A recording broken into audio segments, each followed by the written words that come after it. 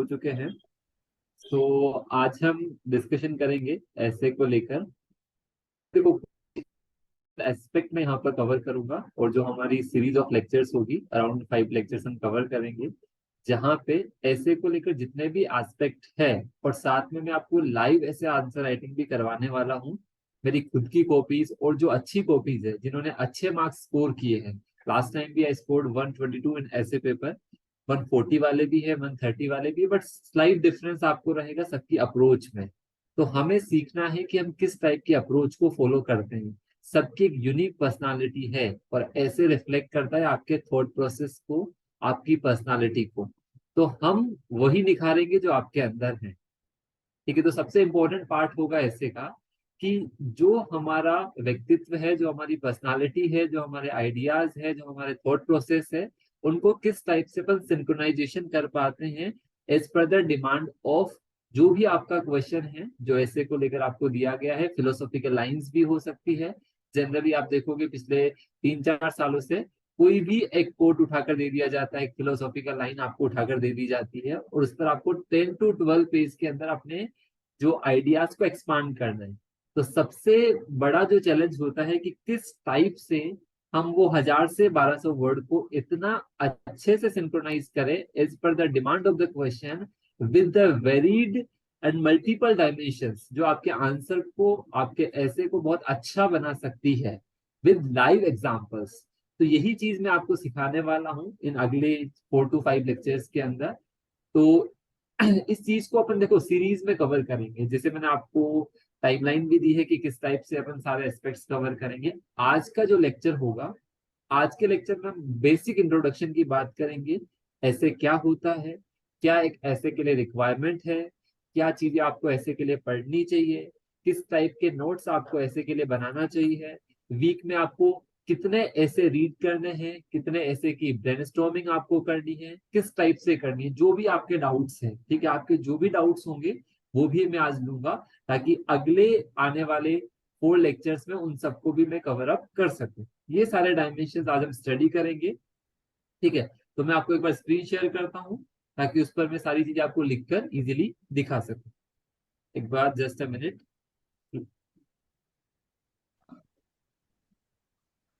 आई think आपको slide visible होगी, जहां पर हम सारी चीजें, सारे एस्पेक्ट देखेंगे कि ऐसे क्या है, किस टाइप से हमें लिखना है। तो चलिए स्टार्ट करते हैं अपन। देखो, ऐसे के लिए हमारे पास क्या क्या चीजें होनी जरूरी है। सबसे पहले ऐसे को लेकर, सबसे पहले ऐसे होता क्या है, ऐसे के अंदर एग्जामिनर आपसे क्या चाहता है। मैं आपको बहुत छोटे से एग्जांपल से क्लियर करता हूँ। आपने देखा होगा इस बार जो ऐसे आया था उसमें एक ऐसे था स्माइल को लेकर।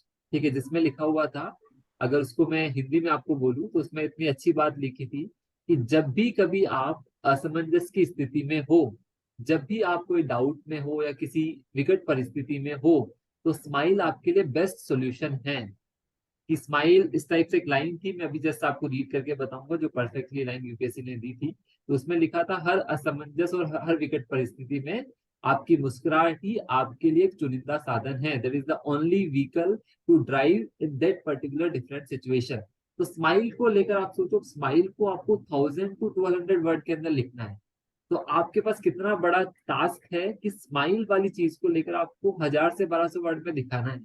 तो आप ऐसे कि हम क्या करते हैं जनरली, सिर्फ एक साइड देखते हैं। एक साइड का मतलब जो सामने से दिखाई देती है।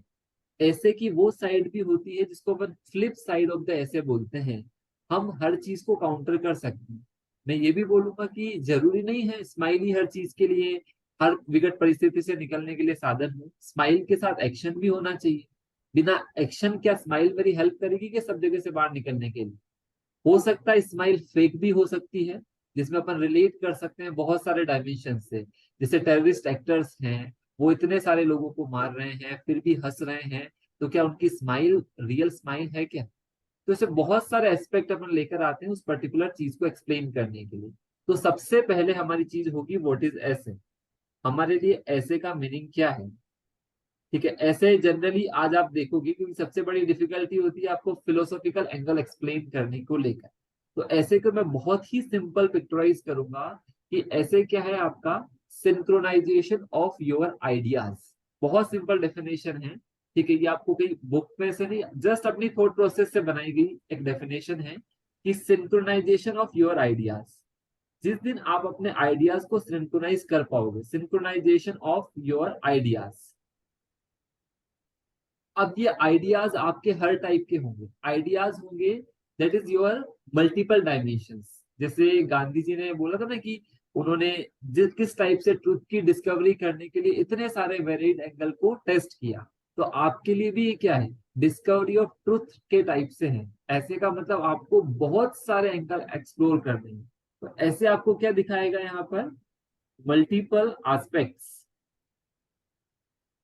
Of your personality. एग्जामिनर क्या जज करना चाह रहा है, इस ऐसे के थ्रू जज करना चाह रहा है कि आपकी पर्सनालिटी, आप कितने मल्टीपल एस्पेक्ट से सारी चीजों को सोच सकते हो, दिखा सकते हो।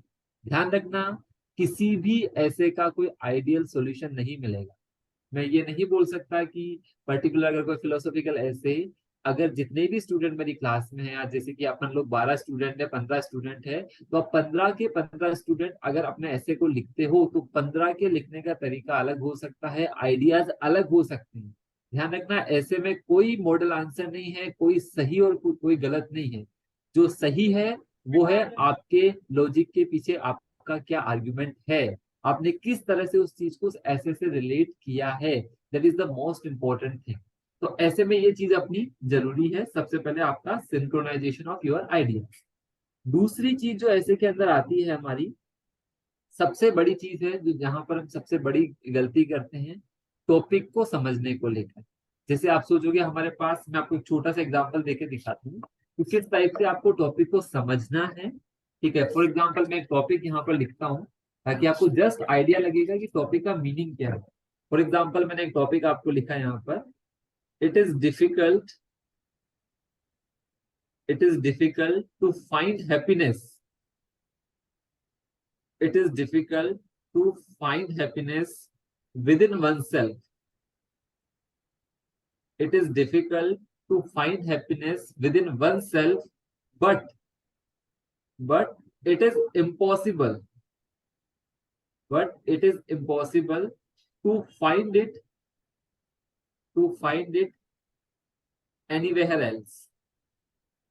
ठीक है, फॉर एग्जाम्पल जस्ट मैं आपको बता रहा हूँ कि ऐसे का मतलब क्या है, ये एक टॉपिक है। फॉर एग्जाम्पल मैंने आपको इस टॉपिक पर ऐसे लिखने को दे दिया, ऐसे का टॉपिक क्या है, it is difficult to find happiness within oneself. मतलब हम खुद के अंदर हैप्पीनेस को नहीं ढूंढ पाएंगे, वो बहुत डिफिकल्ट होगा कि हम हमारे अंदर हैप्पीनेस ढूंढ लें। लेकिन साथ में आगे को लाइन ऐड की है, but it is impossible to find it anywhere else. हम उसको चाहते हैं दूसरी जगह ढूंढना, लेकिन यहाँ पर लिख दिया कि हम अपने अंदर ढूंढ पाना बहुत डिफिकल्ट है, लेकिन कहीं और ढूंढ पाना तो असंभव है।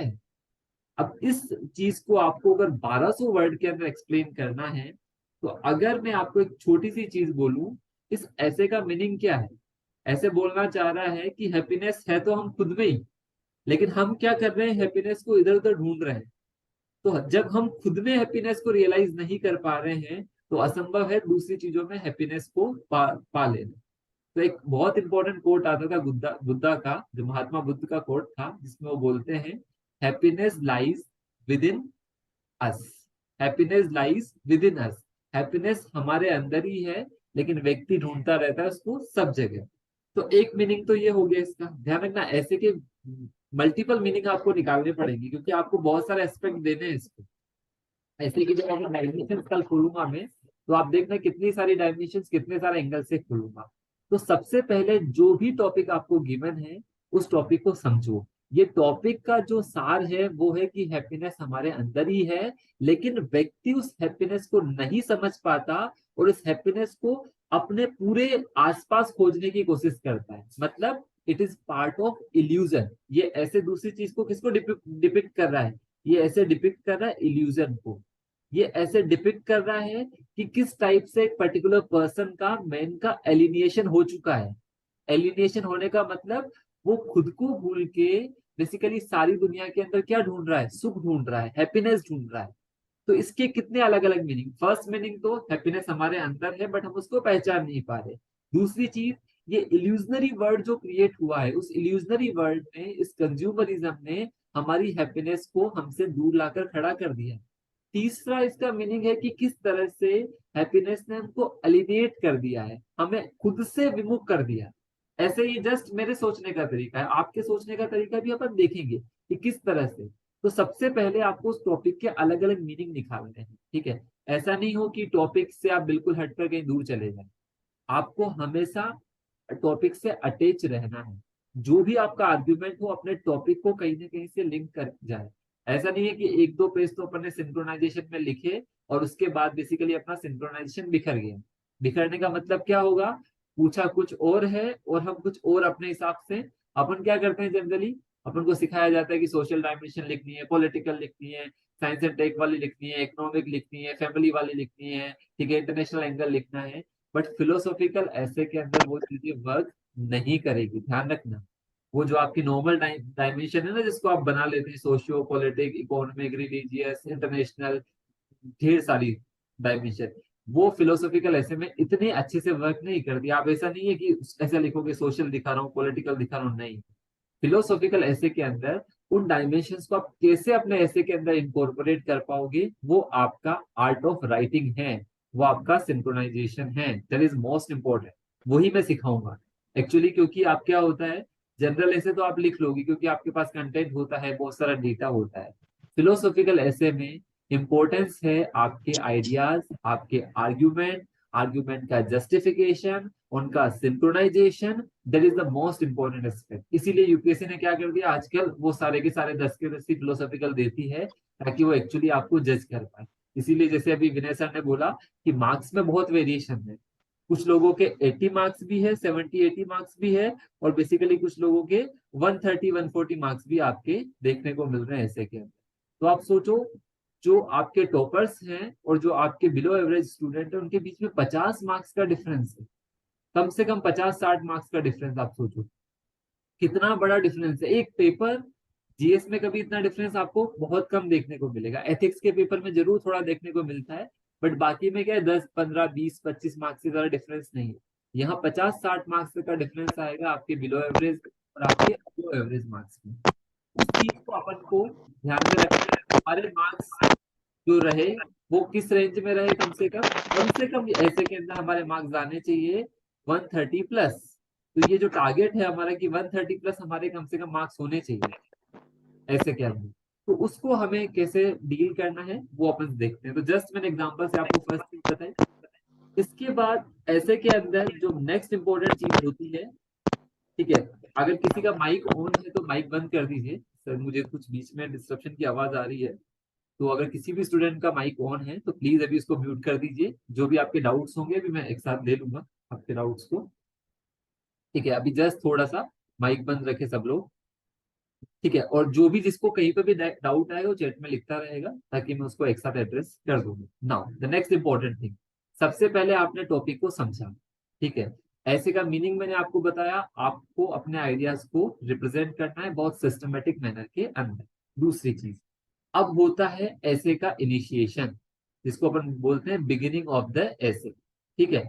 अब जनरली अगर ऐसे के टाइप्स वगैरह अपन देखते हैं तो बहुत सारे टाइप्स के ऐसे होते हैं, बट जनरली अपन ट्राई करेंगे कि फिलोसॉफिकल एसेस को कैसे डील करें। जीएस के एसेस भी मैं आपको बताऊंगा, उसको भी अपन को छोड़ना नहीं है कि नॉर्मल जो जनरल सब्जेक्ट्स पर ऐसे आते हैं वो कैसे डील करते हैं। अब ऐसे के इनिशिएशन को लेकर भी बहुत सारे तरीके होते हैं, जैसे कि मैं एग्जांपल देता हूँ आप लोग। कुछ लोग स्टार्ट करते हैं यहाँ पर कोई स्टोरी के साथ, ठीक है, कोई छोटी स्टोरी के साथ स्टार्ट करते हैं, कुछ स्टार्ट करते हैं यहाँ पर कोई केस स्टडी के साथ में, या कोई भी छोटा सिनेरियो बना देते हैं उसके साथ स्टार्ट कर देते हैं। कुछ डायरेक्टली किसी कोर्ट के साथ स्टार्ट कर देते हैं ऐसे को, ठीक है। तो अलग अलग तरीके हैं आपके ऐसे को स्टार्ट करने को लेकर। अब जो चीज मुझे इसमें बेहतर लगती है, जो आपको बेहतर मार्क्स दिला सकती है, सबका अपना अपना यूनिक अप्रोच है। ध्यान रखना, किसी भी चीज को यूज करें तो वो होना चाहिए आपका लाइव एग्जांपल्स। जब आप ऐसे को इनिशिएट कर रहे हैं तो आपकी फर्स्ट प्रायोरिटी होनी चाहिए हिट द टॉपिक। आपको टॉपिक को हिट करना है, ठीक है। अभी तो जस्ट मैं आपको वर्बली बता रहा हूँ, अपन जब लाइव ऐसे मैं आपको दिखाऊंगा खोल के, तब आपसे पूछूंगा कि कैसे आप इस ऐसे को हिट कर पा रहे हैं। आपको खुद को स्टोरी सोचनी है, कुछ मैं आपको पहले सिखा रहा हूँ। लास्ट में आपको खुद को सोचना है कि क्या मैं स्टोरी सोच सकता हूँ इसको लेकर। ऐसी कोई स्टोरी, ऐसा कोई केस स्टडी, ऐसा कोई सिनेरियो, सिनेरियो पॉजिटिव नेगेटिव दोनों चलेंगे। मेरा जो मैं जो करता हूँ पर्टिकुलरली एसेज में, मैं क्या करता हूँ, दो सिनेरियो बना देता हूँ। ठीक है, सभी ऐसे में नहीं, कई स्टोरी दो सिनेरियो, अगर ऐसा लगता है कि ऐसे के दो साइड हैं, मतलब एक पॉजिटिव साइड और एक नेगेटिव साइड, ताकि मैं उसमें क्वेश्चन मार्क कर सकूं, क्वेश्चन में ही क्वेश्चन मार्क कर सकूं कि ऐसा पॉसिबल है कि जो मेरा ऐसे मुझे बता रहा है। तो कई बार मुझे क्वेश्चन मार्क भी करना पड़ेगा, वो भी मैं आपको सिखाता हूँ। तो छोटा सा एग्जांपल से अपन इस चीज को सीखते हैं, ताकि आपको और भी ज्यादा क्लेरिटी यहाँ पर आएगी। मैं आपको छोटा सा एग्जांपल देता हूँ यहाँ पर। ठीक है, जस्ट मैं आपको एक कॉपी खोल के दिखाता हूँ। ठीक है, उससे आपको बहुत बेहतर समझ में आएगा कि एक ऐसे को अपन इनिशिएट कैसे कर सकते हैं। और ध्यान रखना, वो एक ऐसा एग्जाम्पल होना चाहिए जो स्टार्टिंग से एग्जामिनर का ध्यान आपको अट्रैक्ट कर ले कि ऐसा क्या लिख दिया इसने। ठीक है, ऐसा इतना जबरदस्त रिलेट कैसे कर दिया मेरा टॉपिक। आप सोचो, वो जो फर्स्ट मूवमेंट होगा वही आपके लिए इतना अच्छा मूवमेंट होना चाहिए कि बीच में अगर थोड़ी बहुत खामी भी हुई है तो उसको नजरअंदाज किया जा सके। तो इसके लिए मैं जस्ट आपको एक कॉपी खोल के जस्ट इनिशिएशन दिखा रहा हूँ, ताकि आपको वो चीज बहुत अच्छे से समझ आए। ठीक है, जस्ट सब लोग देखिएगा।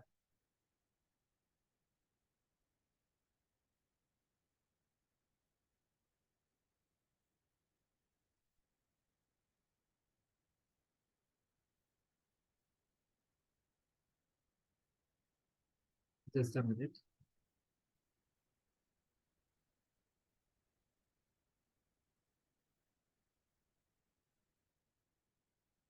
यस, आई थिंक सबको कॉपी विजिबल होगी मेरी, जो मैंने अभी ओपन की है। आई थिंक सबको विजिबल होगी।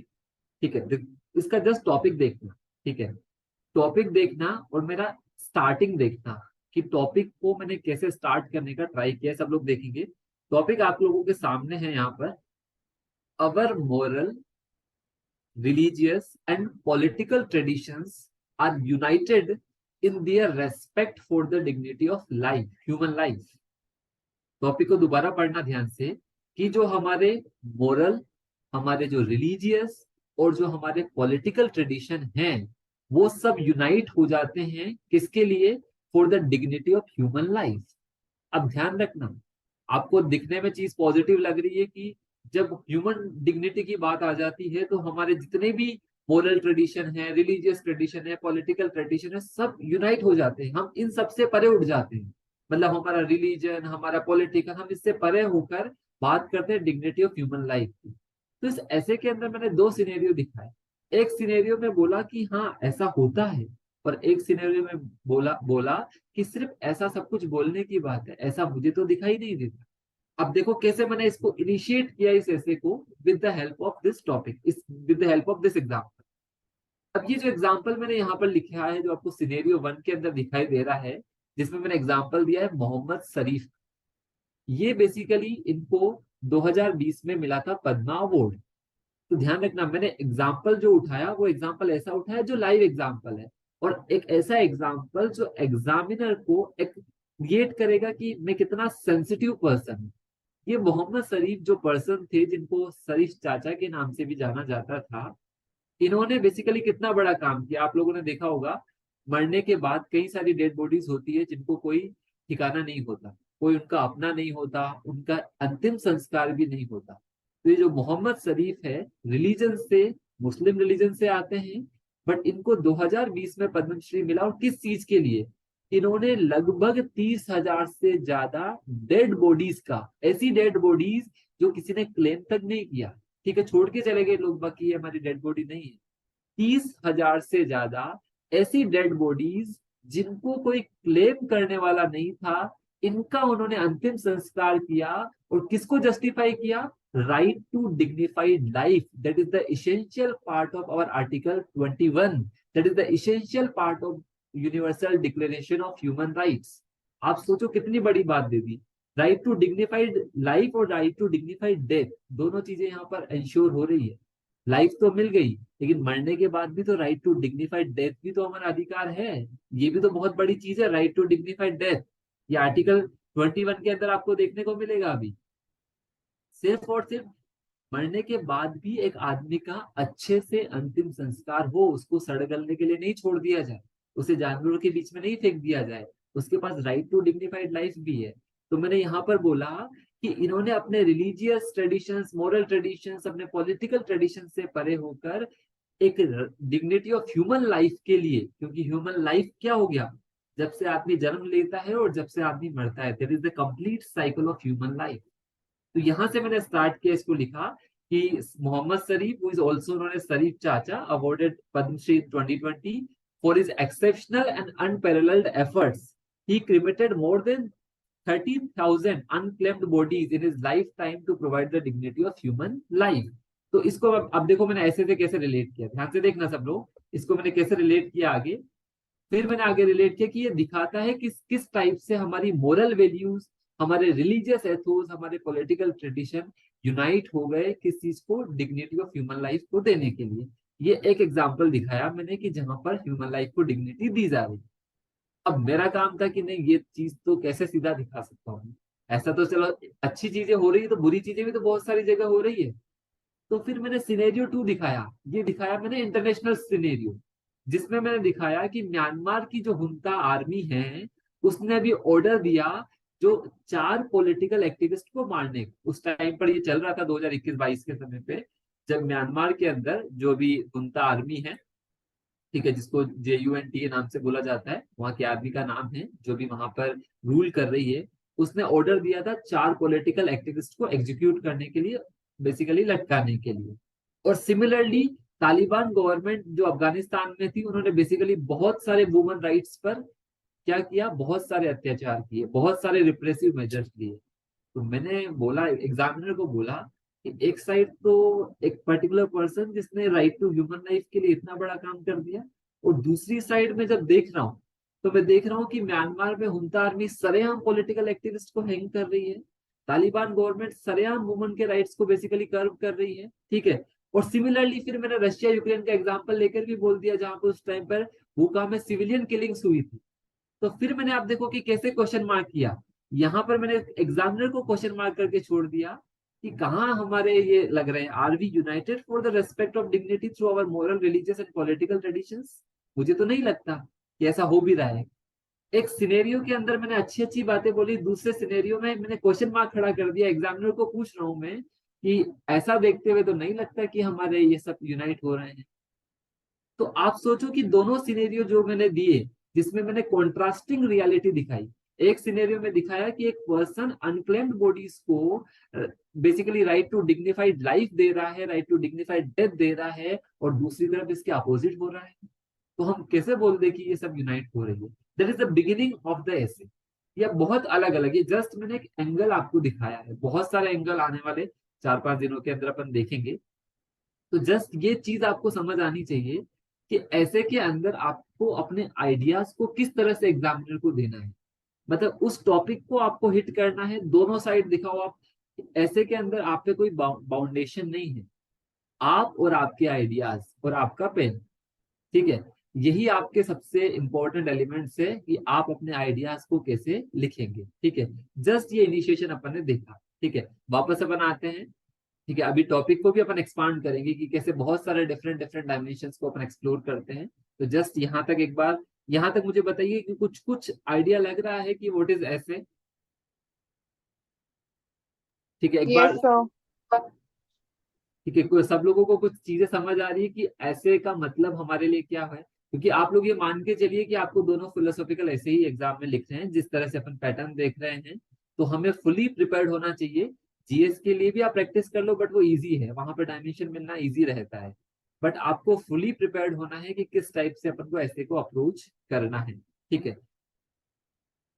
चलिए फिर से अपन आगे बढ़ते हैं नेक्स्ट चीज पर,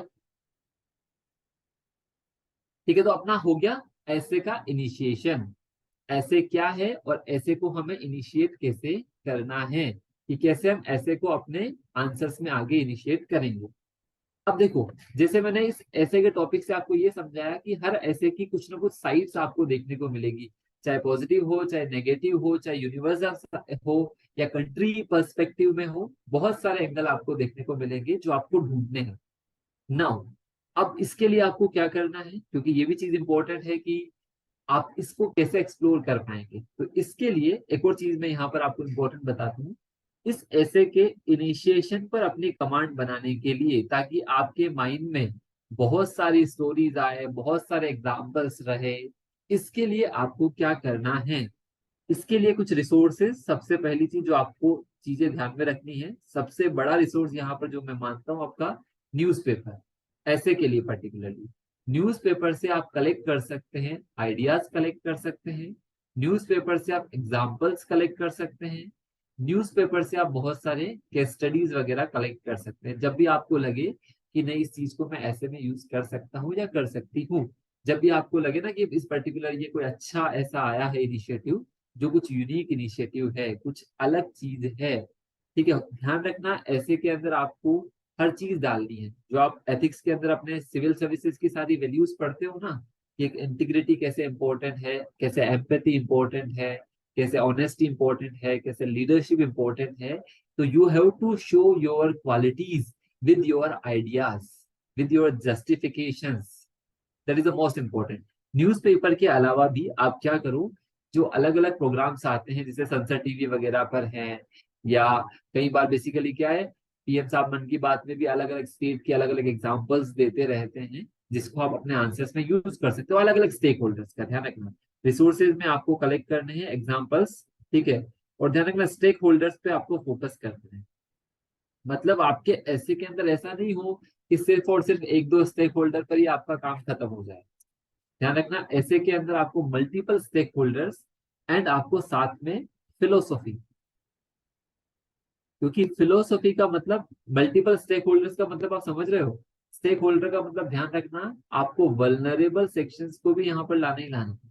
वल्नरेबल सेक्शंस का मतलब आप जब भी चीजें कोई चीज बताओगे तो आपको पर्सपेक्टिव लाना है अंत्योदया वाला। अंत्योदया का मतलब होता है आपका serving poorest of the poor. ये चीज आपको ध्यान में रखनी है कि किस टाइप से आप हर चीज को लेके पुअरेस्ट ऑफ द पुअर को सर्व कर पाओ, एक वेलफेयर के लिए काम कर पाओ। ये चीज आपको ध्यान में रखनी है। तो आपको सभी स्टेक होल्डर्स को यहाँ पर कनेक्ट करते हुए चलना है ऐसे के अंदर। जब आप कोई भी आप सोचो ना, कोई भी फिलोसॉफिकल लाइन हो, आप उसको बहुत अलग अलग एंगल से कनेक्ट कर सकते हो, सोसाइटी से, अपनी पॉलिटिकल ट्रेडिशन से, बट कनेक्ट कैसे करना है वो अपन यहाँ पर सीखेंगे, ठीक है। उसके अलावा फिलोसॉफिक एंगल आपके पास होने चाहिए ऐसे के अंदर। फिलोसॉफिक एंगल लाना भी बहुत आसान है। अपन ने इतनी सारी फिलोसफीज आप पढ़ते हो, ठीक है, एथिक्स में भी अपन देखते हैं, किसी के ऑप्शनल में भी बेसिकली आपको फिलोसफीज देखने को मिल जाती है, ठीक है, एथिक्स और आपके ऑप्शनल में, ठीक है, दो चीजों में जनरली आपको देखने को मिलती है। फिर भी अगर नहीं मिलती तो आप क्या करो, जनरली कुछ आइडियाज को कलेक्ट करो।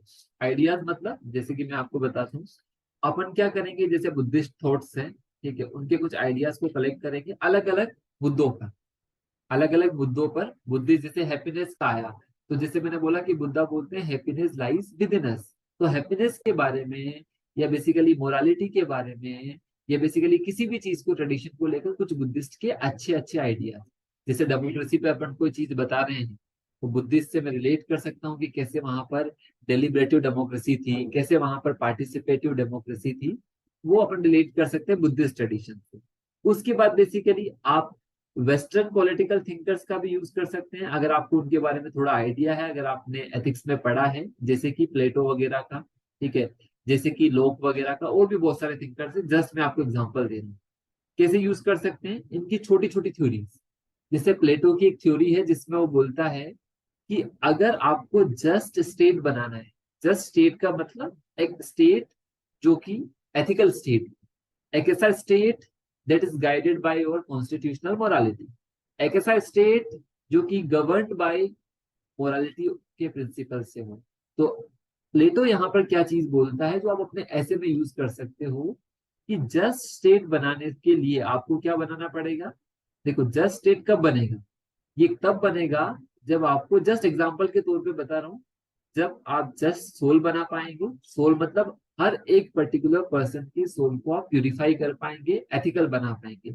जस्ट सोल बनेगा तो जस्ट सोल से बनेगा जस्ट मैन। सोल अगर आपकी जस्ट होगी तो उससे मैन जस्ट बनेगा, और अगर मैन आपका जस्ट बनेगा तो उससे आपकी सोसाइटी जस्ट बनेगी, और अगर आपकी सोसाइटी जस्ट बन गई तो आपका स्टेट जस्ट स्टेट बन जाएगा। तो ऐसे बहुत सारे आइडियाज, क्योंकि ध्यान रखना एथिक्स में आपको आपकी रीडिंग बहुत इंपॉर्टेंट है, आपके आइडियाज बहुत इंपॉर्टेंट है। और ध्यान रखना, ये आइडियाज ऊपर से टपकेंगे नहीं, हमने बहुत सारी चीजों को पढ़ना है ताकि अपन इस एथिक्स के लिए बहुत सारे आइडियाज डेवलप कर पाए। ठीक है, वो आइडियाज डेवलप करना हमारी सबसे बड़ी स्ट्रेंथ होती है। बहुत सिंपल होता है, आप छोटी छोटी सब चीजों को पढ़ते रहेंगे तो आपके आइडियाज मन में आते रहेंगे। अलग से कोई बुक पढ़ने की जरूरत नहीं है। हम कभी जीएस पढ़ते हैं तो जीएस में भी आपको बहुत सारे आइडियाज मिल जाएंगे। आप हिस्ट्री पढ़ोगे तो हिस्ट्री में जब आप अशोका को पढ़ोगे तो अशोका को भी अपन ऐसे के अंदर यूज करेंगे। ठीक है, आप चंद्रगुप्त मौर्य को पढ़ोगे तो उसको भी आप यूज कर सकते हो अपने एसेस के अंदर। आप अकबर को पढ़ोगे तो अकबर को भी यूज कर सकते हो अपने ऐसे के अंदर। जब मैंने आपको बताया इससे पहले आपने बुद्धिस्ट पढ़ा, जैनिज्म पढ़ा, उनको भी आप यूज कर सकते हो। ठीक है, तो यूज करना आपके ऊपर है। जो भी आप चीज पढ़ रहे हो उसको थोड़ा सा सोचो कि इस चीज में क्या एस्पेक्ट निकल के आते हैं, क्या पॉजिटिव एंगल निकल के आते हैं, किन चीजों को कैसे कैसे यूटिलाइज अपन कर सकते हैं। That is the most important thing जो आपको थोड़ा थोड़ा सोचना पड़ेगा इनिशिएशन के लिए। ये सब चीजें आपको हेल्प करेगी क्योंकि इनिशिएशन आप स्टोरी से भी डायरेक्टली कर सकते हैं। स्टोरी ऐसी कोई सी भी स्टोरी हो, जैसे कि मैं आपको एग्जांपल देता हूँ स्टोरी का भी, इनिशिएशन का जस्ट आपको एग्जांपल दे रहा हूँ कि आप ऐसे को कैसे इनिशिएट कर पा रहे हैं। ठीक है, इनिशिएशन का जस्ट में जैसे कि फॉर एग्जांपल एक ऐसे के थ्रू एग्जांपल देता हूँ मैं आपको। एक ऐसे में जस्ट आपको बताता हूँ उसका टाइटल ऐसे क्या है, उसको कैसे अपन स्टार्ट कर सकते हैं विद द स्टोरी। ठीक है, सब लोग ध्यान से देखना है यहाँ पे, मैं ऐसे खेल के बता रहा हूँ बस मुझे। हाँ देखो, एक ये ऐसे अगर आपका मतलब किसी भी एंगल से आए, ऐसे आपका ध्यान रखना कि जरूरी नहीं है आपको इंटरनेशनल अरेना से रिलेट करेगा। तो देखो एक एक ऐसे है, जब आपका बहुत सिंपल सा ऐसे है, यहाँ पे लिख रहा हूं मैं title, one can not change the world alone. ये आपने सुना भी होगा सब लोगों ने, one can not change the world alone, but but can cast but can cast a stone across water across water to create many ripples to create many ripples। ठीक है, सब लोग टॉपिक को ध्यान से देखना। टॉपिक में लिखा है one can not change the world alone. एक पर्टिकुलर पर्सन अकेला मिलके वर्ल्ड को, दुनिया को नहीं बदल सकता।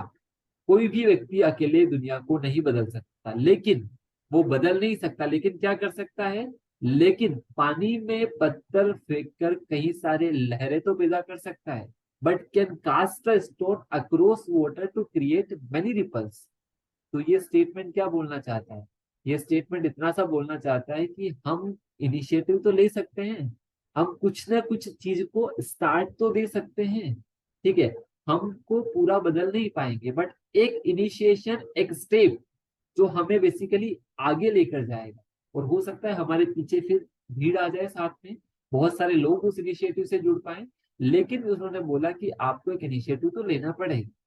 अब इस टाइप के ऐसे को बहुत स्टोरी से स्टार्ट किया जा सकता है, जहां पर आप किसी भी पर्सन का एग्जाम्पल देके दिखा सकते हैं कि उसने दुनिया को नहीं बदला, उसने तो मात्र एक स्टेप लिया, एक स्टेप आगे फॉरवर्ड किया, और उसके पीछे बेसिकली पूरा का पूरा हुजूम आ गया। अब वो कैसे आया वो आपको उस एग्जाम्पल से दिखाना है। तो यहाँ पर एक जस्ट मैं लाइव एग्जाम्पल आपको दूंगा। बहुत सारे पर्टिकुलर पर्सन हैं। एक पर्सन थे जैसे कि कर्नाटका के थे, जिनका नाम था हरिकेला हजाबा। तो वो एक फ्लूट वेंडर थे। अब सोचो, एक व्यक्ति जो एक फ्लूट वेंडर है, फलों का ठेला लगाता है, ठीक है, जिसकी दिन की कमाई आप सोचो 150 200 रुपए जिसकी दिन की कमाई है, वो व्यक्ति क्या सोच सकता है क्या कि मैं एजुकेशन के तहत एक स्कूल बना के, एक गांव के अंदर एक स्कूल का स्ट्रक्चर खड़ा करके गांव के लोगों को इतना एजुकेट करूंगा कि वो बेसिकली बहुत आगे पहुंच जाए। ये सोच थी कर्नाटका के एक फ्रूट वेंडर हरिकेला हजाबा की, जिन्होंने बेसिकली अपनी सेविंग से कम्युनिटी के साथ मिलके, कम्युनिटी एफर्ट के साथ अपने गांव के अंदर एक स्कूल खड़ा किया, एक एजुकेशन के अंदर रिवोल्यूशन लाने का काम किया, जिसमें गवर्नमेंट ने उनको कई सारे अवार्ड भी दिए। ऐसे ही फॉरेस्ट के अंदर भी एक लेडी थी तुलसी गौड़ा, जिन्होंने बेसिकली एक इलिटरेट लेडी, ट्राइबल है, इलिटरेट है, बट बेसिकली उनकी फॉरेस्ट नॉलेज जो है वो एक्सेप्शनल है। उन्होंने एनवायरमेंट के लिए, उनको एनसाइक्लोपीडिया ऑफ द फॉरेस्ट भी बोला जाता है। तो आप सोचो कि एक इलिटरेट लेडी, एक ट्राइबल से आने वाली लेडी किस तरह से एनवायरमेंटलिज्म को एक नया स्वरूप दे सकती है, किस तरह से ट्रेडिशनल मेडिसिनल नॉलेज को एक नया स्वरूप दे सकती है। तो इस टाइप के बहुत सारे इनिशिएशन अपन दे सकते हैं अपने अपने एसेज के अंदर, ठीक है। और अब तो चलो आपको ये फर्स्ट चीज तो हुई कि अपन ने ऐसे का मीनिंग समझ लिया। ऐसे को हिट करवाने के लिए हमने कोई स्टोरी का, कोई केस स्टडी का, कोई सिनेरियो का, कोई कोटेशन का, किसी का भी सहारा लिया ताकि ऐसे की मेन थीम को अपन हिट कर पाए, ठीक है। That is the most important thing जो आपके पहले पेज के अंदर, ये आपका पहला पेज है ऐसे का, जिसको एग्जामिनर पढ़ना चालू करता है, वहां से आपको एग्जामिनर को कनेक्ट करना है। ध्यान रखना कई बार ऐसा भी होगा वो 8 टॉपिक में से कुछ टॉपिक तो आपको समझ ही नहीं आएंगे एक्चुअली टॉपिक पूछना क्या चाहता है, तो उन पर मत लिखना। मतलब आपका जो इनिशियली 5 to 10 या 15 मिनट्स, ये भी आपको सबसे पहले मैं बताता हूँ आज ही, क्योंकि ध्यान रखना आपको ऐसे के लिए कितने मिलते हैं, 2 एसेज आपको लिखने होते हैं 3 आवर्स के अंदर। तो ध्यान रखना इसमें टाइम ड्यूरेशन भी काफी इंपॉर्टेंट है। मतलब पर ऐसे आपको 1.5 आवर आपके पास है पर ऐसे। अब इसमें आप सोचो जब आपको पेपर मिला तो आपको 8 के 8 ऐसे में से 2 ऐसे चूज करने हैं, और जब फिलोसॉफिकल ऐसे में से चूज करना होता है तो अपने आप में थोड़ा डिफिकल्ट होता है कि कौन सा चुने और कौन सा ना चुने। अब ऐसे सिलेक्शन में भी आपको कुछ इंपॉर्टेंट चीजों की ध्यान में रखना होगा, क्योंकि आपको टाइम भी बचाना है। ऐसा तो नहीं करना, क्योंकि आप ध्यान रखो कि 1.5 आवर के अंदर आपके पास 0.5 मतलब आधा घंटा है, जिसमें आपको टॉपिक सिलेक्शन भी करना है और उस टॉपिक का सारा जो आपको टाइमलाइन बनानी है, कैसे आपको उस ऐसे को लिखना है। जो आप बोलते हो ना कि ऐसे लिखने से पहले जो अपन ने ऐसे का एक छोटा सा प्रारूप तैयार किया, तो आपको इस 0.5 आवर में उस ऐसे की टाइमलाइन भी देनी है और टॉपिक का सिलेक्शन भी करना है। क्योंकि नेक्स्ट वन जो हावर होगा उसमें तो आपको राइट लिखना है आप, क्योंकि 1 घंटे के अंदर तभी आप 10-12 पेजेस लिख पाओगे उसके अंदर, इतना तो आपको कम से कम लिखना ही पड़ेगा। तो आपको टॉपिक सिलेक्शन पे और टाइमलाइन पे, इन दोनों पे आपको आधे घंटे से ज्यादा आपके पास नहीं है, जिसमें आप मान के चलो कि 10 minute max to max, at max 10 minute से ज्यादा आपके पास टॉपिक सिलेक्शन को लेकर नहीं होंगे। और 20 मिनट्स में आपको टाइमलाइन पूरी अच्छे से तैयार करनी पड़ेगी उस ऐसे की कि किस टाइप से आपको लिखना है। अब यहाँ पर भी दो परसेप्शन वेरी करते हैं, कई लोग टाइमलाइन नहीं बनाते, कई लोग टाइमलाइन बनाते हैं। ये आपकी अपनी कैपेबिलिटीज पर निर्भर करता है, क्योंकि अगर आप लोग इनिशियली बिगिनर हो और टाइमलाइन नहीं बनाओगे तो बीच में ही आप भटक जाओगे। आपको पता नहीं रहेगा कि मेरे ऐसे का जो सिंक्रोनाइजेशन है, बैलेंस है, वो कब बिगड़ गया, ठीक है। तो टाइमलाइन से ये रहता है आप थोड़ा सा आप ऐसे के साथ चलते हो, ठीक है। कई लोग ऐसे भी मैंने देखे हैं, ठीक है, जो बेसिकली जिनका फ्लो काफी अच्छा होता है, तो वो बिना टाइमलाइन बनाए हुए भी ऐसे लिखते हैं और हाथों हाथ सोचते हैं, हाथों हाथ लिखते हैं। बट वो इनिशियल लेवल पे मैं आपको सजेस्ट नहीं करूंगा। इनिशियल लेवल पर आप एक टाइमलाइन बनाएं। तो टॉपिक सिलेक्शन करने में किन चीजों का ध्यान रखें, पहला तो आप सबसे बड़ी चीज आ गई आपको कि 4 में से एक टॉपिक सेलेक्ट करना है। टॉपिक सिलेक्शन में जो भी 4 टॉपिक आपके पास गिवन है, ठीक है, उनमें सबसे पहले तो देखो कि ऐसा कोई टॉपिक होगा 4 में से जिसमें से एक तो आपको समझ ही नहीं आ रहा होगा, बिल्कुल उसको काट दो। जो टॉपिक आप समझ ही नहीं पा रहे उस पर आप 10-12 पेज क्या ही लिखोगे, ठीक है, लिखोगे भी क्या ही और एग्जामिनर भी फिर क्या ही मार्क्स आपको देगा। तो उस टॉपिक को आप बिल्कुल काट दीजिए, पेपर में से हटा दीजिए। आप ट्राई करो 1-2 मिनट के अंदर उस टॉपिक को समझने की। नहीं समझ आ रहा तो 4 में से उस टॉपिक को काट दीजिए कि ये टॉपिक समझ नहीं आ रहा। अब उनमें से आप देखो 3 टॉपिक में से हो सकता है आपको 2 टॉपिक अच्छे से समझ आ रहे हैं, ठीक है। कई बार होगा ना कि सर इस टॉपिक का मीनिंग भी मुझे अच्छे से समझ आ गया, इस टॉपिक का भी समझ में आ गया। 2 टॉपिक ऐसे मिल गए जिनका टॉपिक अच्छे से हो सकता है तीनों का भी समझ में आ जाए। अब मतलब समझ में आ गया लेकिन लिखना किस पे है। तो सबसे पहले जब आप उसका टॉपिक का मीनिंग समझ लेते हैं, तो अब देखो कि किस टॉपिक के अंदर, सोचो फटाफट से, आपकी क्विक प्रोसेस होगी, इसको अपन बनाएंगे कि कैसे क्विक बनाएंगे। आपको सोचना है कि किसमें आप मल्टीपल डायमेंशन क्रिएट कर पा रहे हो, किसमें आपके पास बहुत सारे एंगल्स है, एग्जाम्पल्स है। ये सब चीजें सोचनी पड़ेगी। आपने लिखना चालू कर दिया कि टॉपिक का मीनिंग समझ आ रहा है, अब न कोई एग्जाम्पल है, न कोई अच्छी स्टोरी याद आ रही है, न डायमेंशन खुल रही है, तो लिख दिया, स्टार्ट कर दिया, फिर आगे एक बार चालू होने के बाद तो ऐसा थोड़ी है वापस ब्रेक नहीं आ सकता। ये भी चीज ध्यान रखना, ऐसा नहीं है कि आधा पेज हो गया फिर काट रहे हो उसको, फिर वापस दूसरा ले रहे हो, ऐसा नहीं करना। तो आपको उसी क्षण पे टॉपिक मीनिंग समझ आ रहा है। अब देखो किसमें बेस्ट पॉसिबल डायमेंशन आप खोल पा रहे हो। मल्टीपल डायमेंशन हो जिसमें आपके पास एग्जाम्पल्स हो, जिसमें आपके पास अच्छी स्टोरीज आपके पास आ रही हो, उस टॉपिक को कनेक्ट करने के अच्छे अच्छे कोट्स, मतलब सब चीजें आपके पास कहाँ पर बेस्ट दिख रही है। अब आप मान लो दो ऐसे में से देख रहे हैं, तो आपको ये तो समझ में आएगा कि यार इस ये ऐसे का मीनिंग तो समझ आ रहा है, बट इसमें क्या लिखूंगा, ठीक है, क्या स्टोरीज दूंगा, क्या एग्जांपल दूंगा, कैसे केस स्टडीज बनाऊंगा, कैसे वर्ड इंटरनेशनल डायमेंशंस भी रिलेट करनी है। ठीक है, कि इंटरनेशनल, जैसे कि एग्जांपल देता हूँ आपको। मैंने इस बार लिखा था जो स्माइल वाला जो ऐसे आया था, तो मैंने बोला कि आज वर्ल्ड के अंदर, कोंगो के अंदर यूएन पीस कीपर्स मारे गए। दो यूएन पीस कीपर्स मारे गए थे 2022 के अंदर कोंगो के अंदर। ठीक है, मैंने बोला कि एक ऐसा पीस इनिशिएटिव यूनाइटेड नेशंस का है, यूएन पीस कीपर्स है, जो पूरे वर्ल्ड के अंदर ह्यूमैनिटेरियन रेस्पॉन्स के लिए जाने जाते हैं, पूरे वर्ल्ड के अंदर इंटरनेशनल पीस के लिए जाने जाते हैं। और कोंगो में उन दोनों को मार, दो पीस कीपर्स को मार दिया गया, वहां की सोसाइटीज हंस रही है। तो क्या ऐसा व्हीकल है कि स्माइल हमें क्या दे पा रहा है। तो उस चीज को भी मैंने स्माइल से रिलेट कर दिया कि कोंगो में जो वायलेंस हुई, टेररिस्ट एक्टर्स या जो बेसिकली वहां के मिस्क्रिएंट्स है, वो बेसिकली हंस रहे हैं उनको मारकर, अपने आप को सेटिस्फाइड महसूस कर रहे हैं। तो ऐसी कैसी सोसाइटी। तो इस टाइप के कुछ ना कुछ आपके साथ दिमाग में है, मतलब वो दिमाग की जो आपकी प्रोसेस होगी विद इन 5 मिनट्स के अंदर, स्टोरीज, डायमेंशन, मल्टीपल, वो सोचो कि किस टॉपिक पे बेहतर आ गए। ठीक है, फिर आप लास्ट में देखो कि किसका आपका जो इंट्रोडक्शन है वो और ज्यादा स्ट्रोंग है। मान लो दो टॉपिक है, दो टॉपिक में आपको लग रहा है कि सर दोनों में मुझे लगभग लगभग सिमिलर चीजें आ रही है। ऐसा भी होगा, कई लोग बोले कि सर दो लोगों में दो टॉपिक में मुझे दोनों में सिमिलर सिमिलर चीजें लग रही है, डायमेंशन भी है, एग्जाम्पल भी, स्टोरीज भी, कौन सा चूज करूं। देखो किसका इंट्रोडक्शन सबसे स्ट्रॉन्ग इंट्रोडक्शन है, मतलब ऐसा इंट्रोडक्शन जो आपको खुद को ही अंदर से आवाज आ जाती है कि ये इंट्रोडक्शन लिख दिया तो सामने वाला डेफिनेटली इंप्रेस होगा। ठीक है, जब मैं इंट्रोडक्शन किसी चीज का लिख रहा हूं तो मुझे पता है वो कितना स्ट्रॉन्ग है, और एक होता है कि मैंने बनाया है एक इंट्रोडक्शन। तो देखो फिर इंट्रोडक्शन किसका स्ट्रॉन्ग है। ठीक है, तीन चार पैरामीटर जो टॉपिक सिलेक्शन को, टॉपिक का मीनिंग, उसकी dimensions, example, stories, various connections, और किसका इंट्रोडक्शन स्ट्रॉन्ग है। इन तीनों के बाद ये सारा जजमेंट आपको 10 मिनट में करना है, एट मैक्स 10 मिनट्स। 10 मिनट के अंदर आपका ये जजमेंट हो जाता है कि इस टॉपिक पर मुझे अब अगले, जो पूरा जो अपना अगला 1.5 घंटा, अगला सवा घंटा है, इस टॉपिक पे मुझे अब लिखना है। ये जजमेंट आपका यहाँ पर हो चुका है। नाउ इस जजमेंट के बाद आपकी बारी आती है आपके टाइमलाइन की। इस जजमेंट के बाद आपकी बारी आ गई कि अब ऐसे की टाइमलाइन तैयार की जाए।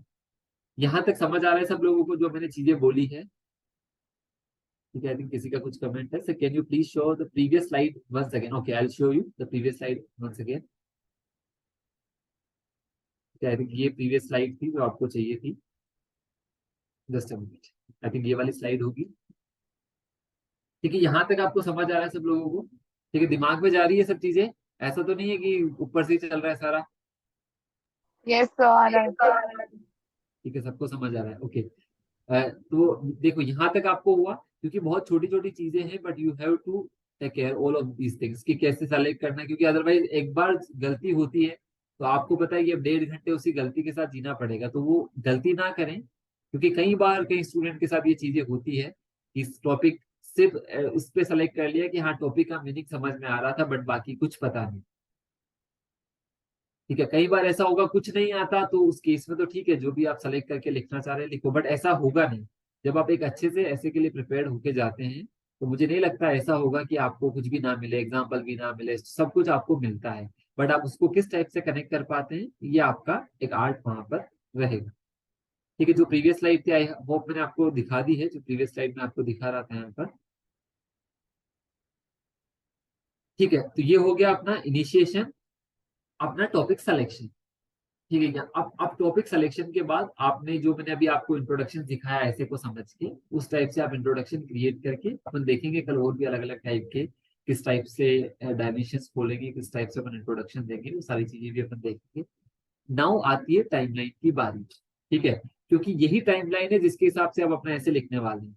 ठीक है, क्योंकि आप ऐसे किसके हिसाब से लिखोगे, क्योंकि जो आपका लास्ट रफ पेज आपको मिलता है आपकी कॉपी पे, उस पर आप ये बनाने वाले हो टाइमलाइन, और इसी के हिसाब से अपने ऐसे को लिखोगे। तो ये टाइमलाइन बहुत सीक्वेंस में बनाने का ट्राई करना। इनिशियली होगा सीक्वेंस बिगड़ेगी, मैं आपको क्लियर बोल रहा हूँ। इनिशियली जब आप लिखोगे तो आप इतना इस टाइमलाइन को सीक्वेंस में नहीं रख पाओगे, कोई बात नहीं, ठीक है। बट धीरे धीरे विद द प्रैक्टिस, और ये भी ध्यान रखना है टाइमलाइन से पहले एक चीज आपको बता दूं मैं, कि आपको हर वीक में, ठीक है, आज से जब भी आप लोग एग्जाम दोगे, ठीक है, जो लोग मेंस दे रहे हैं उनको थोड़ा और ज्यादा मेहनत करने की जरूरत है। अभी जो 2023 के अंदर मेंस में अपेयर हो रहे हैं उनको और ज्यादा मेहनत करने की जरूरत है। बाकी जिन लोगों को 2024 या आगे अटेम्प्ट देना है, तो ध्यान रखना हर वीक में ट्राई करो, कम से कम जो अभी मेंस दे रहे हैं उनको तो 2 ऐसे लिखने पड़ेंगे। ध्यान रखना हर वीक में एक ऐसे कम से कम लिखना है। और एक ऐसे की कम से कम क्या करनी है आपको, brain storming. Brain storming is very very important. Brain storming का मतलब उस टॉपिक का पूरा टाइमलाइन आपको तैयार करना है, जो मैं आपको सिखाने वाला हूँ।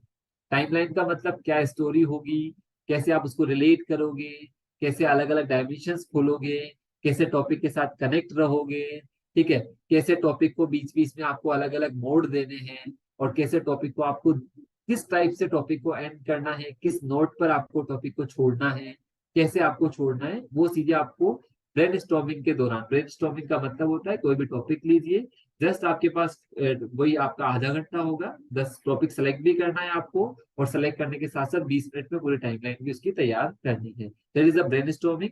तो जो आपके जो 2024 या उसके बाद वाले जो देने वाले हैं वो सब वीक में ये करें।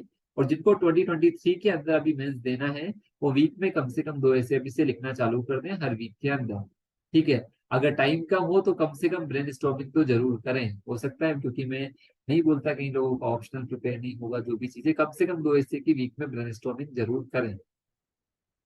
अब ये जो टाइमलाइन मैंने आपको बता रहा हूँ मैं आपको कि किस टाइप से आपको टाइमलाइन प्रिपेयर करनी है। तो टाइमलाइन के अंदर आपका सबसे पहले तो जो भी आप इंट्रोडक्शन देने वाले हो, जिससे भी आपके स्टडीज से या स्टोरी से जो भी हो, वो आप सोच के फटाफट लिख लो उस स्टोरी को, ठीक है। पूरा नहीं लिखना है, ऐसा नहीं पूरी रामायण लिखने बैठ गए, बिल्कुल शॉर्ट में, कि मुझे फॉर एग्जांपल पर्टिकुलरली मैंने आपको बताया कि मुझे हरेकेला हजाबा की स्टोरी का रेफरेंस देना है, तो हरेकेला की रेफरेंस देना है, इसको मुझे रिलेट करना है, जो भी टॉपिक पूछा गया उससे मुझे ऐसे रिलेट करना है, ठीक है। ये आपका इंट्रो हो गया। अगर हो सकता है कोई फ्लिप साइड ऑफ द ऐसे हो, जो आप अगेंस्ट ऐसे आर्ग्यूमेंट करना चाहते हो इंट्रो के अंदर, बीच में कहीं पर भी उस आर्ग्यूमेंट को यहाँ पर जस्ट शॉर्ट में, हाँ, कि ये आर्ग्यूमेंट मुझे करना है ताकि छूट ना जाए। फिर आप आओगे उस ऐसे को हमें इनिशिएट कैसे करना है, ठीक है, उस ऐसे का इनिशिएशन हमें कैसे करना है। तो उस ऐसे का जब आपका इंट्रो हो चुका है, इंट्रो के बाद भी ध्यान रखना आपको, इंट्रो उसकी फ्लिप साइड बताने के बाद आपको ये बताना है what we discuss in this essay. मतलब आप एग्जामिनर को बोलोगे, ठीक है, जब आप दोनों साइड से इंट्रो से उस ऐसे को रिलेट कर देते हो, टॉपिक को हिट कर देते हो, वो कल मैं आपको लाइव दिखाऊंगा कि कैसे लिखोगे। आपको दिखाना है further in this essay we will discuss this this this, जो भी आपको डिस्कस करना है वो आपको जस्ट 2 और 3 लाइंस में आपको बता देना है एग्जामिनर को, कि आगे आने वाले ऐसे के अंदर आपको ये चीजें पढ़ने को मिलेगी, ये वेराइटी ऑफ एंगल आपको पढ़ने को मिलेंगे। इस टाइप का भी दिया जा सकता है, ताकि आप एक तरह से उसका प्रीफेस तैयार कर दो इनिशिएशन में ही, ठीक है। ये जस्ट आपको टाइमलाइन बना रहा हूँ कि हाँ मुझे लिखना है। फिर अब आप हो सकता है कि यहाँ पर कोई आपका जो भी आपको लाइन दी हुई हो, कोड दिया हुआ हो, फिलोसफी कुछ भी दी हुई हो, उसके मल्टीपल एंगल्स और एग्जाम्पल्स, मल्टीपल एस्पेक्ट्स और एग्जाम्पल्स, अब इसको आप कैसे रिलेट करोगे। इसको आपको सब कैटेगरीज में बांटना पड़ेगा। सब कैटेगरीज का मतलब, हो सकता है आप कोई उस जो लाइन दी हुई हो उसको आप अशोका से जोड़ना चाहते हो सकता है आप उसको रामायण या वैदिक इरा से जोड़ना चाहते हो, मतलब हिस्टोरिकल अगर आप उसको कुछ जोड़ना चाहते हो सकता है हिस्टोरिकल हो सकता है कि आपका कोई मॉडर्न इंडिया से रिलेटेड कोई चीज हो सकती है, जो भी उस ऐसे को रिलेट करना चाहते हो सकता है आपका कोई वो बुद्धिज्म वाले पार्ट से रिलेट हो रहा हो, जो भी वो चीज आप रिलेट कर सकते हो अपने आर्ग्यूमेंट के थ्रू, वो आपको दिखाना है कि हाँ मैं रिलेट कर सकता हूँ। देन फर्दर आप उसको दिखाओगे, ठीक है। ऐसे अलग अलग नहीं लिखना है, वहां टाइमलाइन नहीं बनाएंगे कि societal aspect, economic aspect, historical aspect, नहीं, हमें पैराग्राफ के अंदर ही चलना है, ठीक है। फिलोसफिकल एसेज के अंदर ये प्रेफरेबल नहीं होता कि आप बेसिकली ऐसे अलग अलग टाइमलाइन बनाएं। अगर आपको छोटी छोटी टाइमलाइन बनानी है तो मैं सिखाऊंगा कि किस टाइप से आप छोटी छोटी टाइमलाइन बना सकते हो विद इन द ऐसे, ठीक है।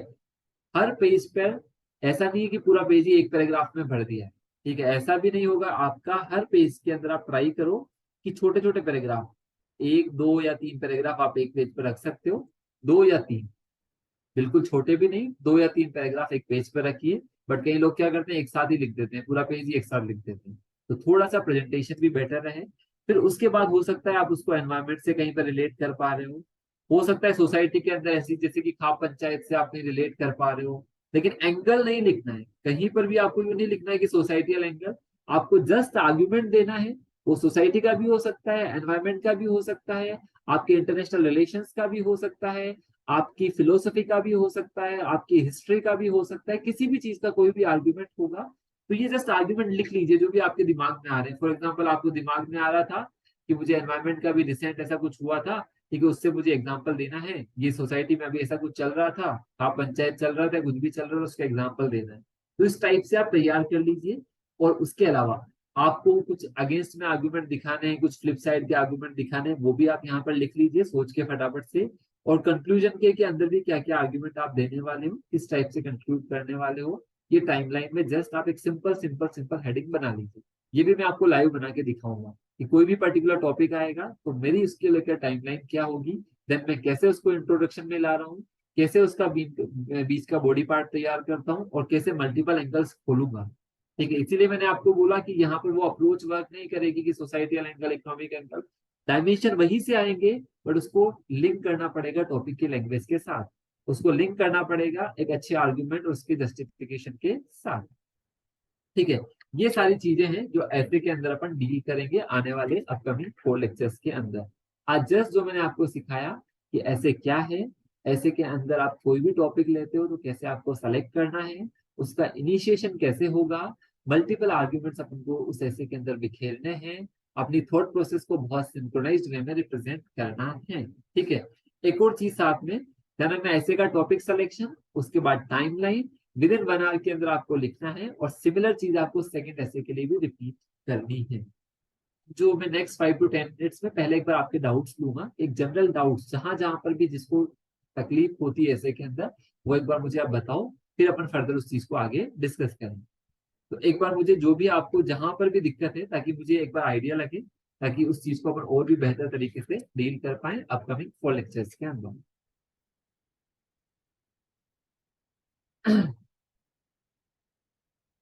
किसी पर्टिकुलर एक जो है किसी पर्टिकुलर रिलीजन से रिलेट कर सकते हैं, डेफिनेटली आप कर सकते हैं, कोई दिक्कत नहीं है।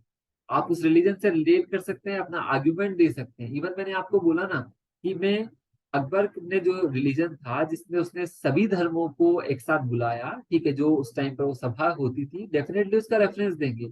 हम जहां से भी कोई अच्छा एलिमेंट है, कोई भी बुरा एलिमेंट है, जो भी अपन को देना है डेफिनेटली दे सकते हैं। ऐसे में ये कोई बाउंडेशन नहीं है कि अपन किसी रिलीजन से अटैच रहे, नहीं, हमें एक तरह से आप देखोगे जो हमारा होना चाहिए वो सेक्युलर नेचर होना चाहिए। हम जो चीज अच्छी है वो अच्छी बता रहे हैं, कहीं पर दिक्कत है तो डेफिनेटली बताएंगे कि हाँ यहाँ पर इश्यूज हैं, बट लास्ट में थोड़ा सा ये भी बता देंगे कि उसको लेकर हम क्या कर सकते हैं। About conclusion of the essay, yes, conclusion of the essay पर भी अपन डिस्कशन करेंगे कि कंक्लूजन अपना कैसा होना चाहिए। ध्यान रखना, एक छोटी सी चीज जो उन्होंने पूछा है मैं जस्ट बता ही देता हूँ कि कंक्लूजन को लेकर क्या इश्यूज रहते हैं लोगों को। हम क्या होता है कि हमको पता ही नहीं होता कि कब ऐसे खत्म करना है। ठीक है, बीच में तो हमको ऐसा लगेगा कि बीच में ऐसे खत्म कर दिया, अब हमारे पास एंगल ही नहीं बचे लिखने के लिए, कई बार ऐसा भी लगेगा बीच में कि अब हमारे पास एंगल नहीं बचे कि ऐसे को खत्म कर दिया जाए। ठीक है, लेकिन कम से कम 1000 वर्ड, 1000 से 1200 वर्ड बोला है, तो 1000 1100 वर्ड तो कम से कम लिखने ही पड़ेंगे। ठीक है, वो हमारी मजबूरी हो गई है।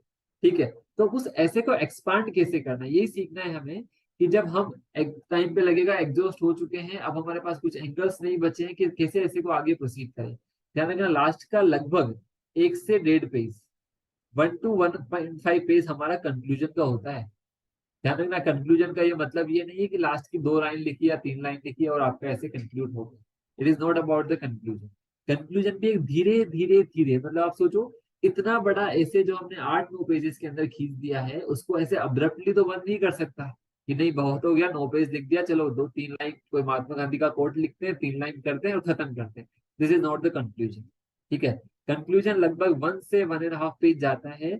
जितना सॉफ्टली ऐसे को स्टार्ट किया है उतना ही, जैसे फ्लाइट आपने, जैसे कि एक बार फ्लाइट ने क्या किया, फ्लाइट आपकी टेक ऑफ हो गई, तो लैंडिंग भी आपको अच्छे से स्मूथली करवानी पड़ेगी ना, कि टेक ऑफ तो स्मूथ करवा लिया और लैंडिंग धड़ाम से लाके पटक दिया, वैसे नहीं करना है। तो वो लैंडिंग भी आपकी बहुत स्मूथ होनी चाहिए। तो 1 से 1.5 पेज में धीरे धीरे भूमिका बनाएंगे कंक्लूजन की, कि हम किस टाइप से उस ऐसे को, किस टाइप से उस आइडिया को, कंक्लूजन का मतलब होता है जो भी आइडिया एग्जामिनर ने हमसे पूछा है कि आपको इस आइडिया को, इस थॉट प्रोसेस को 1000 से 1200 वर्ड के अंदर लिखो, तो उस आइडिया को हमें किस टाइप से, उस आइडिया का आज किस टाइप से उसके मीनिंग्स हैं, किस टाइप से उसकी एप्लीकेबिलिटी है, किस टाइप से उन चीजों को हम एक्सप्लोर कर सकते हैं, ये सारी चीजें हमें बतानी है हमारे कंक्लूजन के अंदर।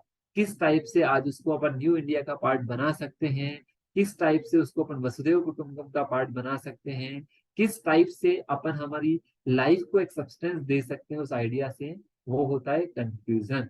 तो conclusion is very important in the ऐसे, तो वो भी अपन सीखेंगे कि कैसे अपन उसको सॉफ्ट लैंडिंग देंगे कंक्लूजन को भी, that is most important part. ठीक है, और नेक्स्ट कोई डाउट आपको पूछना हो वो आप पूछ सकते हैं।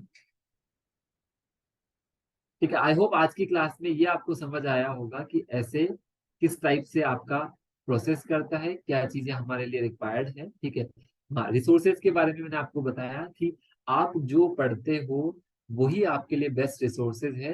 वैल्यू एडिशन के लिए आप अच्छे अच्छे बुक्स जो पढ़ते हो उसका रेफरेंस ले सकते हो, न्यूज़पेपर आपके लिए बहुत बेस्ट मेडिसिन है यहाँ पर। ठीक है, उसके अलावा जो भी आप चीजें देखते हो, ठीक है, अपने आसपास, उन सब चीजों को ऑब्जर्व करके अपने नोटबुक में नोट करके आप ऐसे के लिए रेफरेंस बना सकते हो। अपन बहुत कुछ पढ़ते हैं, आप ध्यान नहीं देते जाने अनजाने में कि अपन इतना सारा GS1, GS2, GS3, GS4 पढ़ते हैं, वही ऐसे का कंटेंट है आपके लिए। बट उस कंटेंट को कैसे ऐसे में आपको लिखना है, दैट इज वेरी इंपॉर्टेंट। ऐसे के लिए नोट्स, हाँ डेफिनेटली आप न्यूज़पेपर से नोट्स बनाएं। नोट्स बनाने का मतलब ये नहीं है सारा का सारा न्यूज़पेपर छाप दिया। नोट्स बनाने का मतलब है कि उससे कुछ कोई इंपॉर्टेंट एग्जांपल मिल रहा है, कोई एक ऐसी स्टोरी, कोई केस स्टडी, कोई ना कोई चीज, उस टाइप की चीजें आप उठाकर एक नोट डाउन कर सकते हैं अपनी कॉपी के अंदर। इंट्रोडक्शन है नंबर ऑफ पेजेस, इंट्रोडक्शन आपका चलेगा। ठीक है, जस्ट आप मान के चलिए, फॉर एग्जांपल ये आपकी कॉपी आती है इस टाइप से, तो आप 1.5 पेज के अंदर मान लीजिए। ठीक है, 1.5 पेज के अंदर आपको इंट्रोडक्शन करना होगा, क्योंकि आपके 2-3 लाइन तो ऐसे के इंट्रोडक्शन वाले टॉपिक से ही आ जाती है, उसमें डिफरेंट आता है। तो आपको लगभग 1.5 पेज के आसपास आप उसका इंट्रोडक्शन ले सकते हैं, 1 से 1.5 पेज। ठीक है, 1 से 1.5 पेज ही आपका चलेगा उसका लगभग इंट्रो। ठीक है, और लगभग आपका इतना ही आपका चलेगा कंक्लूजन, और बाकी जो आपका पार्ट होगा बॉडी वाला पार्ट, आप मान के चलिए 2-2.5 पेजेस में आपका इंट्रो बॉडी हो गया, बाकी के 8-8.5 पेजेस आपके मेन बॉडी के रहेंगे।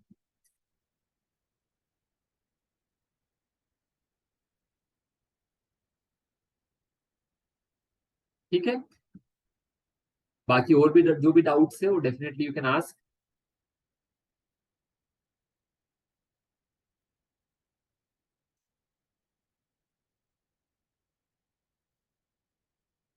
हाँ, एक और चीज, टॉपर्स कॉपी को कैसे यूज करें, काफी अच्छी चीज इन्होंने बोली है। हाँ, एक और जो जस्ट मैं आपको यही एडवाइस दूंगा। ठीक है, काफी अच्छा इन्होंने पूछा है। आप क्या कर सकते हैं, आपको टॉपर्स की कॉपी अवेलेबल रहेगी, आप किसी भी कोचिंग पे जाएंगे तो वहां पे आपको टॉपर्स की कॉपीज मिल जाएगी, विजन वगैरह सब पे अवेलेबल होती है। तो आप क्या कर सकते हैं, उन टॉपर्स की कॉपीज को भी रीड करें, जिससे आपको आइडिया लगेगा कि वो लोग कैसे लिखते हैं, उन्होंने कैसे डायमेंशंस को एक्सप्लोर किया है, कैसे उन्होंने अपने ऐसे के अंदर बहुत सारी चीजें इनकॉर्पोरेट की है, कैसे वो आर्ग्यूमेंट देते हैं, कैसे वो एग्जाम्पल्स का यूज करते हैं, कैसे वो इंट्रोडक्शन देते हैं। तो that is also very good idea कि आप क्या कर सकते हैं, आपको जब भी टाइम मिले तब आपने टॉपर्स की कॉपी डाउनलोड करके रखिए, एक ऐसे पढ़ लिया टाइम मिलता है, जब कोई टाइम मिलता है जब दूसरा ऐसे पढ़ लिया, इस टाइप से आप कर सकते हैं। जुल्म है सर ये, तो ऐसे में ये जुल्म नहीं है, ये बहुत अच्छी चीज है। ठीक है, आप सोचो, आपको कितनी फ्रीडम दे दी यूपीएससी ने। ठीक है, आपको बाउंड नहीं किया। अदरवाइज पहले तो जीएस के ऐसे में तो आप बाउंड हो जाते थे कि वुमन का लिखना है तो वुमन का ही लिखना है, एनवायरमेंट का लिखना है तो एनवायरमेंट का ही लिखना है, बॉर्डर सिक्योरिटी का लिखना है तो बॉर्डर सिक्योरिटी ही लिखना है। अब तो आपको कितनी फ्रीडम दे दी, इससे ज्यादा फ्रीडम क्या चाहिए कि अपनी इच्छा से कुछ भी लिखो। ठीक है, आप चाहो तो उसमें बॉर्डर सिक्योरिटी भी लाओ, चाहो तो वुमन भी लाओ, चाहे तो एनवायरमेंट भी लाओ, चाहे तो इकोनॉमी भी लाओ, अपने हिसाब से लाओ, अपने आर्ग्यूमेंट दो, उस आर्ग्यूमेंट को आइडिया से लिंक करो। दैट इज द ऐसे। तो अब तो और फ्रीडम आपकी बढ़ गई है, आप इसको स्ट्रेंथ भी बना सकते हैं। ठीक है, तो ये अपनी ऊपर है कि किस टाइप से अपन उसको बना सकते हैं। हाँ, लंबा लिखना में मतलब बहुत सारे डायमेंशन है। अभी आपको लगता है लंबा, बट थोड़े टाइम के बाद आपको लगेगा कि पेजेस कम पड़ रहा है। ठीक है, ऐसा भी होता है कि पेजेस कम पड़ गए, हमारे पास तो आइडिया भी बच गए थे। तो ये सारी चीज भी आप लोगों को देखने को मिलेगी। ठीक है, तो आई होप आज अपन इतना ही रखते हैं। ठीक है, नेक्स्ट क्लास में, ठीक है, कल भी इसी टाइम पर अपनी क्लास होगी, तो अपन नेक्स्ट ऐसे की डायमेंशंस को वन बाय वन सारी चीजों को एक्सप्लोर करेंगे। आज जस्ट एक बेसिक आइडिया दिया है अपन ने, ठीक है। कल क्लास से और भी स्पेसिफिक सारी चीजों को अपन वन बाय वन डिस्कस करेंगे। I hope with in 5 class आपको ऐसी की सारी चीजें पता चल जाएगी, ठीक है। उसके बाद आपकी प्रैक्टिस पे ही सब कुछ डिपेंड करेगा। ऐसे में फ्लो चार्ट भी यूज करते हैं, फ्लो चार्ट जनरली प्रेफरेबल नहीं होता ऐसे के अंदर यूज करना, ठीक है। फिक्शनल सिनेरियोज यूज करने से बचें, ठीक है। आप मनगढ़ंत कहानियां नहीं बनाएं, इसीलिए मैंने आपको बोला आपके अखबार, आपके न्यूज पेपर, आपका जो यूट्यूब है, उससे बहुत सारी चीजें आपको मिलती है। गवर्नमेंट ऑफ इंडिया के वेरियस इनिशिएटिव्स वगैरह हैं, तो वहीं से आप स्टोरीज लीजिए, वहीं से आप एग्जांपल्स निकालिए, रादर देन अपनी इच्छा से राम श्याम की कहानियां मत बनाइए। चलिए, thank you very much. Vinay sir, आपको हैंड ओवर करता हूँ मैं। थैंक यू सर, काफी आप इको हो रहा है शायद, आ रही आवाज? Yes sir. हाँ, ये काफी सिंप्लीफाई कर दिया, मेरे को खुद देख के ऐसे लग रहा था कि इतना इजी हो गया है। और ये लास्ट में बात आपने सही पंच मारा कि अब तो इतनी फ्रीडम हो गई है हमारे पास कि हम किस तरीके सोचे और कुछ भी लिख सकते हैं। हालांकि रेलिवेंट होना चाहिए, पर एक फ्रीडम तो दी है उन्होंने। तो ये थॉट प्रोसेस, एक एटीट्यूड ही चेंज होना चाहिए। तो हमें भी बर्डन नहीं लेना चाहिए कि बहुत फिलोसफिकल ऐसे आ रहे हैं, हमें तो इसको एटीट्यूड चेंज करके उस राइट फ्रेम ऑफ माइंड से इसको लिखना चाहिए। और ये तो देखो, आज डेफिनेटली। बस क्लास ही थी, और द टाइम सर जब 4-5 क्लास लेंगे तो आप बिल्कुल लिखने लग जाओगे तरीके से ऐसे। और जो सर ने लास्ट में मेन बात बोली कि ठीक है मैंने भाषण दे दिया, जो भी समझा दिया, उससे बात नहीं बनेगी। अनटिल अनलेस आप प्रैक्टिस करोगे नहीं करोगे, ठीक है। आप प्रैक्टिस कहीं भी कर सकते हैं, कहीं ऐसे नहीं कि फाउंडेशन कहीं पे भी करो, आप पीवाईक्यू लिखो। उसके अलावा हमने भी तो स्टार्ट कर रखा है प्रोग्राम, ऐसे वाला प्रोग्राम, ठीक है। तो आप वहाँ भी लिख सकते हो ऐसे राइटिंग, आपकी प्रॉपर इवेल्युएशन होगी, सर रिव्यू कर देंगे उसको। तो वो भी एक प्रोग्राम है जहाँ पे आप आंसर राइटिंग कर सकते हो, चाहे हमारे पास करो चाहे कहीं भी करो। मेन पर्पस है, मेंस क्लियर करने का तरीका एक ही है, सर ने 2 बार इंटरव्यू दिया कि आप लिखो, बिना लिखे वो चीज़ हो ही नहीं पाएगी। तो सर ने क्लास का टाइम भी कल बता दिया, कल सेम टाइम पे हम 8 बजे मिलेंगे, ठीक है, नेक्स्ट अपने टॉपिक के साथ ऐसे के। Thank you everyone, thank you sir.